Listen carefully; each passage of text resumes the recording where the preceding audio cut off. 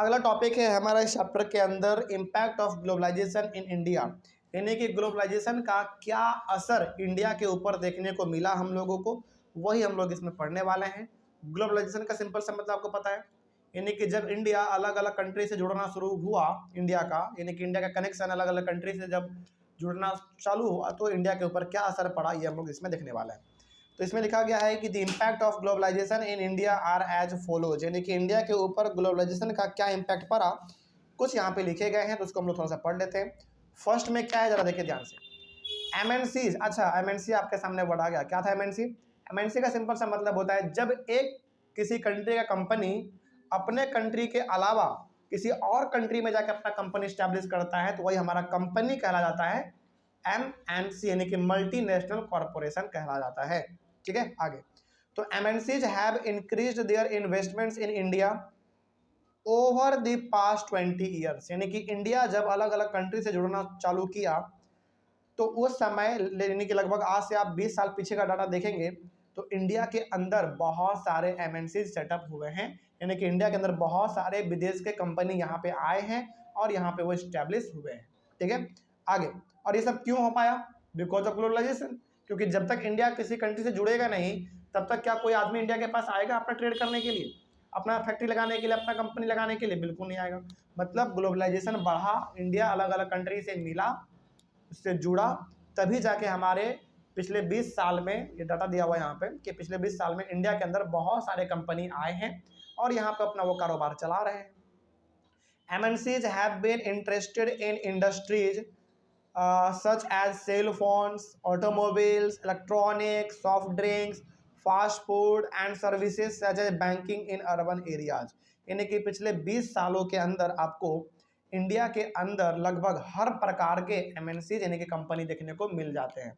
यानी कि पिछले 20 साल में इंडिया के अंदर सेल फोन के बहुत सारे कंपनी आए हैं, ऑटोमोबाइल के कंपनी आए हैं, इलेक्ट्रॉनिक के कंपनी आए हैं, सॉफ्ट ड्रिंक का तो पूछो ही मत, कितना सारा कंपनी है आपका, है ना, कोको कोला, पेप्सी, माजा, लिम्का और क्या क्या है, फ्रूटी, है ना, और फीज, माउंटेन ड्यू, डर के आगे जीते है ना, ये सब चीज़ बहुत सारे मतलब कंपनी हम लोग कह सकते हैं कि इंडिया के अंदर 20 साल के अंदर आए हैं।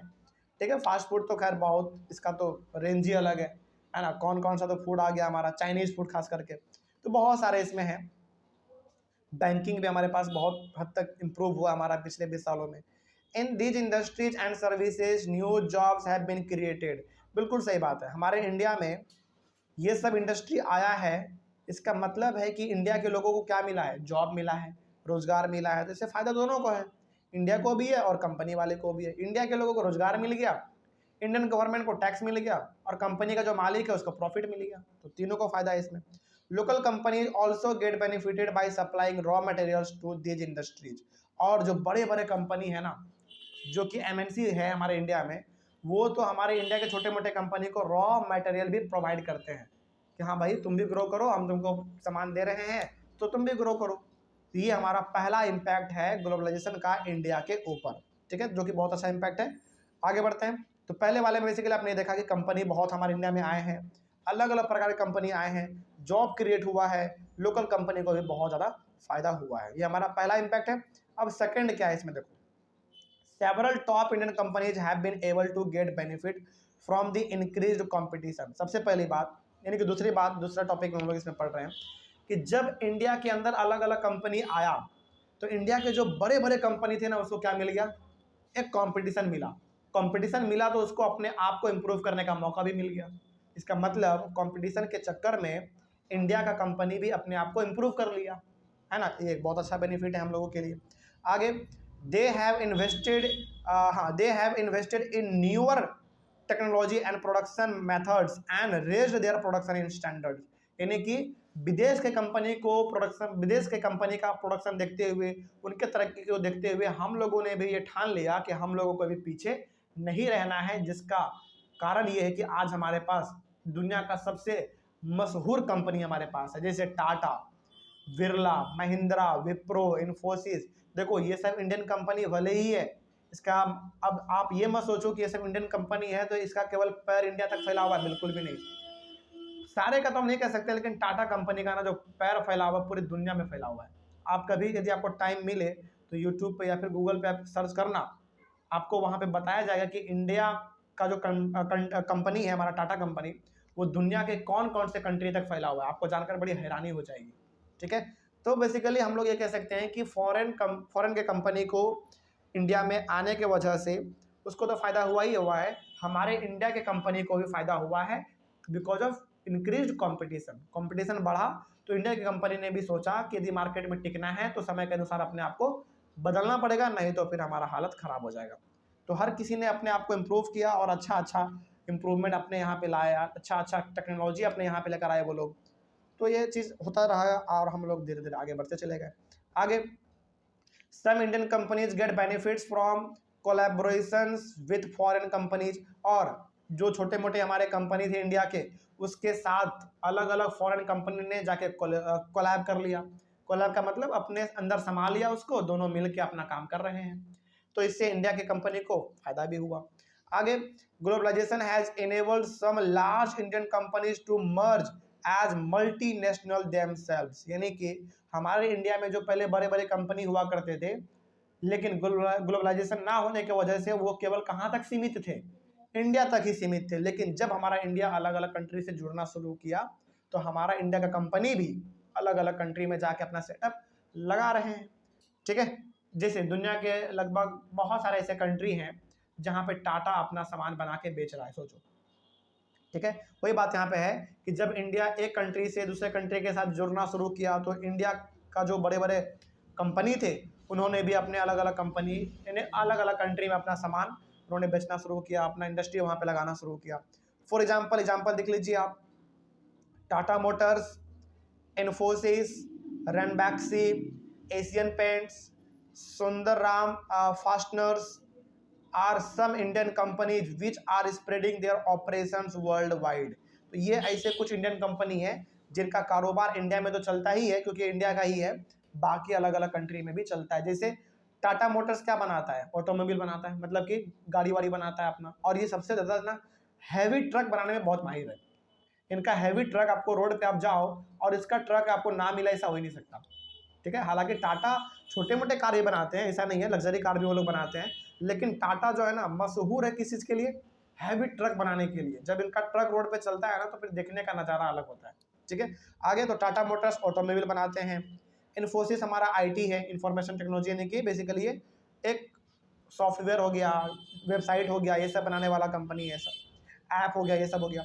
रनबैक्सी क्या बनाता है, मेडिसिन बनाता है। एशियन पेंट सबको मालूम है, पेंट बनाता है ये।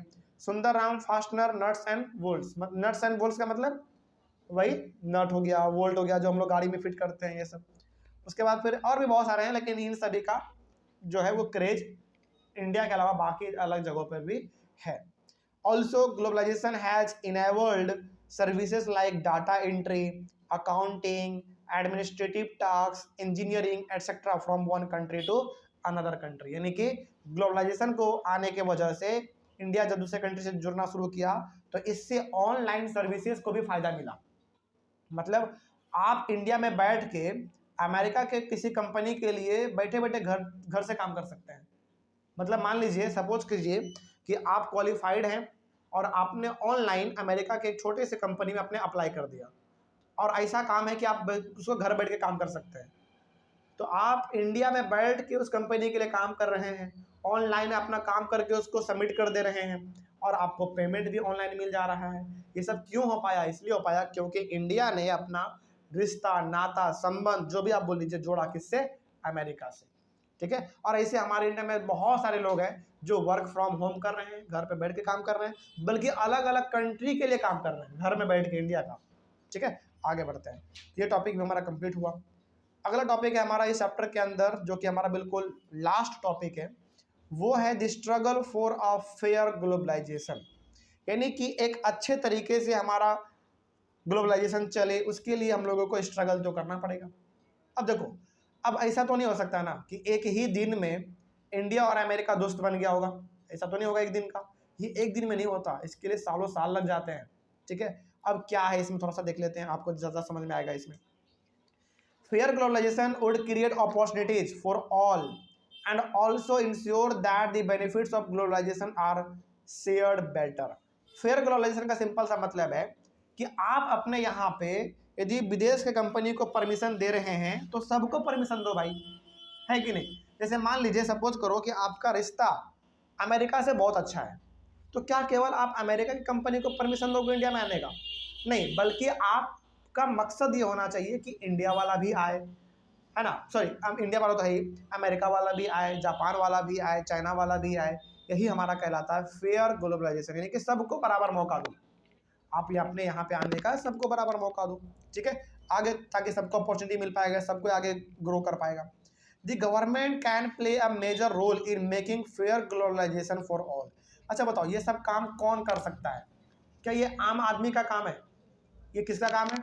गवर्नमेंट का काम है। मतलब ये हो गया कि जब तक गवर्नमेंट हमको परमिशन देगा ही नहीं, तब तक हम बाहर जाके अपना कंपनी नहीं लगा सकते, या फिर जब तक बाहर के कंपनी को इंडियन गवर्नमेंट परमिशन देगा ही नहीं, तो बाहर का कंपनी इंडिया में आके अपना प्रोडक्शन नहीं कर सकता है। तो यहाँ पे सबसे बड़ा रोल जो प्ले करता है वो हमारा गवर्नमेंट प्ले करता है, ठीक है। आगे, government policies must protect the interest not only the rich and powerful person but all the people in the country. तो यहाँ पे गवर्नमेंट को ये भी देखना चाहिए कि केवल आप उसको बढ़ावा मत दो जो कि अमीर हैं, जो पावरफुल है, बल्कि उन छोटे मोटे कंपनी को भी प्रमोट करो जो कि थोड़ा सा भी नीचे लेवल पे है, वो धीरे धीरे अभी उभर रहा है।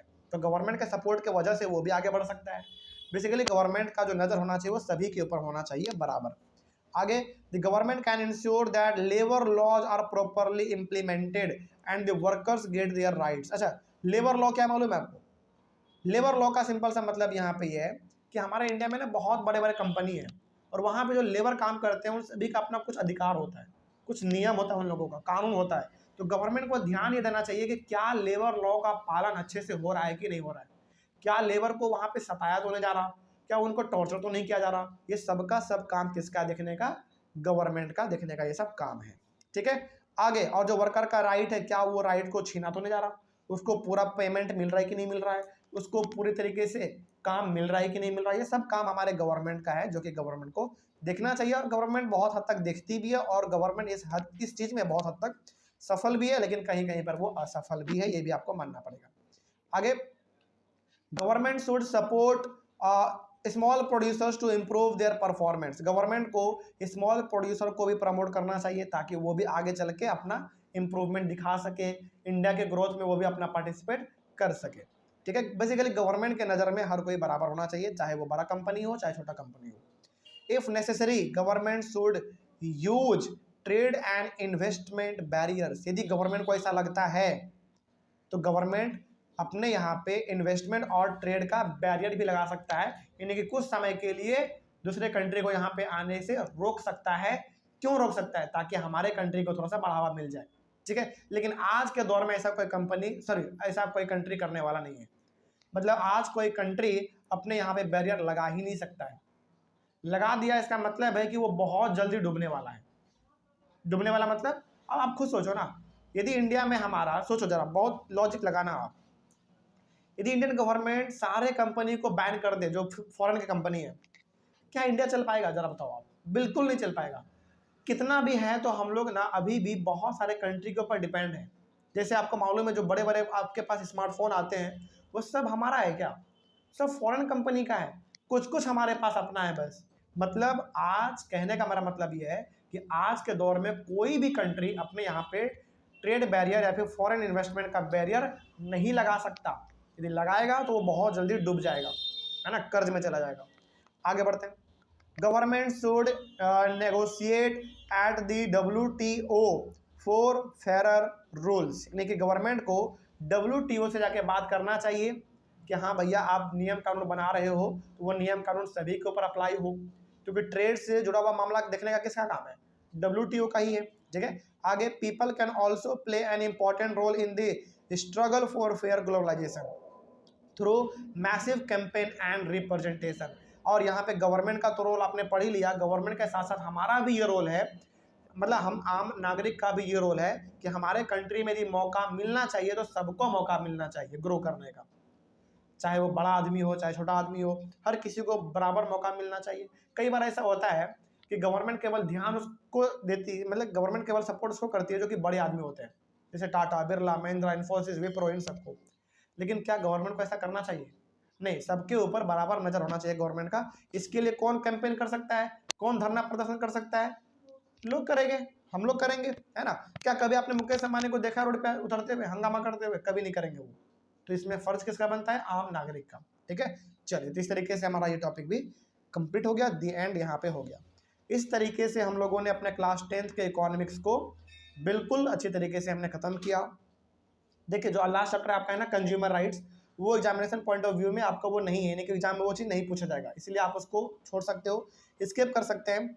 हालांकि उससे ना ज़्यादातर आपका प्रोजेक्ट आता है स्कूल में, तो यदि वहाँ पे आपको मिला होगा तो आप बनाए होंगे, यदि नहीं मिला है तो मिलने वाला होगा, उसके लिए आप तैयार रहिएगा। लेकिन जो कंज्यूमर राइट आपका चैप्टर है वो आपके एग्जाम में नहीं पूछा जाएगा, तो इसके अकॉर्डिंग हम लोग ये कह सकते हैं कि क्लास 10th के इकोनॉमिक्स को पूरी तरीके से हम लोगों ने ख़त्म कर दिया। अब बताइए, क्या इकोनॉमिक्स में कहीं पर भी कोई दिक्कत? चलो, कोई दिक्कत नहीं है तो बहुत अच्छी बात है। ऑनलाइन वाले बच्चे, आप लोगों से थोड़ा सा यहाँ पे बात करना चाहेंगे ये कि क्लास 10th का इकोनॉमिक्स हमारा पूरी तरीके से कंप्लीट हो गया, है ना। और हम ये मान के चल रहे हैं कि आप समय समय पर वीडियो को पॉज करके या फिर स्क्रीनशॉट लेके इसका टॉपिक वाइज नोट्स भी बना रहे होंगे, और ये आपने गौर किया होगा कि सारा नोट्स आपके एनसीईआरटी बुक का ही है। तो इस तरीके से हमारा इकोनॉमिक्स कंप्लीट हुआ। चलिए, हम लोग मिलेंगे अपने किसी और चैप्टर में, मतलब इकोनॉमिक्स तो कंप्लीट हो गया, किसी और चैप्टर में हम लोग मिलेंगे। तब तक के लिए thank you very much and have a nice day.